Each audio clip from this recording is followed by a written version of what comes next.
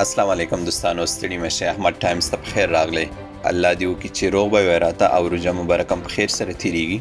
دوستانو، د افغانستان ملکي هوایي چلند ادارې په خپل رسمي فیسبوک پاڼه باندې یو پوسټ کړی و، کوم چې په هغه کې راتلونکي مسافرو څخه غوښتل شوي دي. راتلونکي هغه مسافر کوم څوک چې افغانستان ته سفر لري، که هغه د متحده عربي امارات نه دي یا د نورو نړۍ نه، نو د دوی څخه غوښتل شوي دي چې پی سی آر یې د پوزیټیو منفي نتیجه باید د دوی سره موجوده وي تر څو دوی افغانستان ته راځي. د پوسټ دوی 13 تاریخ باندې کړی دی. په دغه پوسټ کې دوی دا ویلي دي چې د اپریل 19 تاریخ څخه شروع کیږي. اوس چې دا نن د ویډیو زه جوړوم، نن 22 تاریخ دی، تر اوسه پورې خو زما فکر نه کیږي چې دوی به دا پلي کړی وي. خو په هر حال ما دې باره کې د هوایي شرکتونو والا سره خبرې وشوې.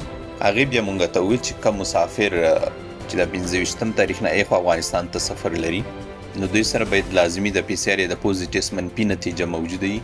د سکرین باندې چې تاسو ته ښکاري دا د اپلای دوبۍ اپډیټ دي، کومې چې خپلو ټراول ایجنسیانو څخه غوښتي دي. کوم څوک چې د اپلای دوبۍ سره د څلورمې میاشتې 25 تاریخ نه سفر کوي، نو دوی باید پرینټ شوي د کووډ 19 منفي نتیجې سرټیفیکیټ ولري.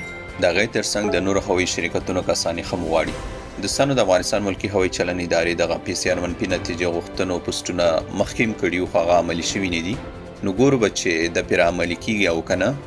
ما د خپلو مسافرو ورونو څخه غوښتنه ده د کم څوک چې د څلورمې میاشتې 25 تاریخ نه ایخوا د متحده عربي اماراتو څخه کابل ته سفر لري، نه صرف د متحده عربي اماراتو څخه بلکې د نورې نړۍ څخه، تاسو کم سے کم 2 ورځې مخکې خپل ټراول ایجنسي والا سره خبر شئ. کوم چا نه چې تاسو ټیکټ اخیستی دی چې موږ افغانستان ته سفر لرو، نو پی سی آر ټیسټ وکړو که نه.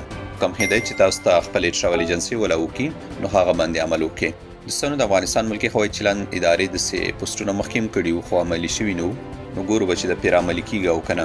او دلته زه نه پوهېږم د افغانستان ملکي هوایي چلند ادارې د شرط په داسې وخت کې د عملي کولو غوښتنه کوي چې که موږ فکر وکړو د متحده عربي اماراتو مسافرو ته، د نورو نه خو زم زیات نه یم خبر، خو که مسافر چې متحده عربي اماراتو څخه افغانستان ته سفر لري، اول خو په هغې کې اکثرو واکسین کړي وي، او که کم چا واکسین نه وي کړي، نو متحده عربي اماراتو حالات داسې نه دي چې که مسافر د متحده عربي اماراتو څخه افغانستان ته ځي، د دوی څخه د پی سی آر د پوزیټیو منفي نتیجې غوښتنه وشي.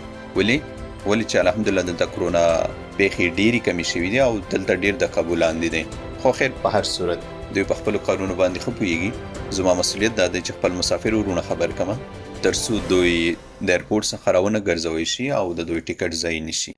نور نو الله دې وکړي چې دغه معلومات تاسو ته ګټور تمام شوي. د نورو داسې معلوماتو لپاره تاسو احمد ټایمز یوټیوب چینل او فیسبوک پاڼه ته کې به وئ، انشاءالله چې زه به په وخت خبروم.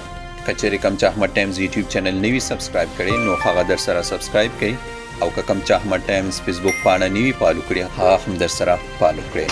نور ستاسو د دعاګانو او سپورټ نه د زړه له کومې مننه کوم. حاد او آباد اوسئ.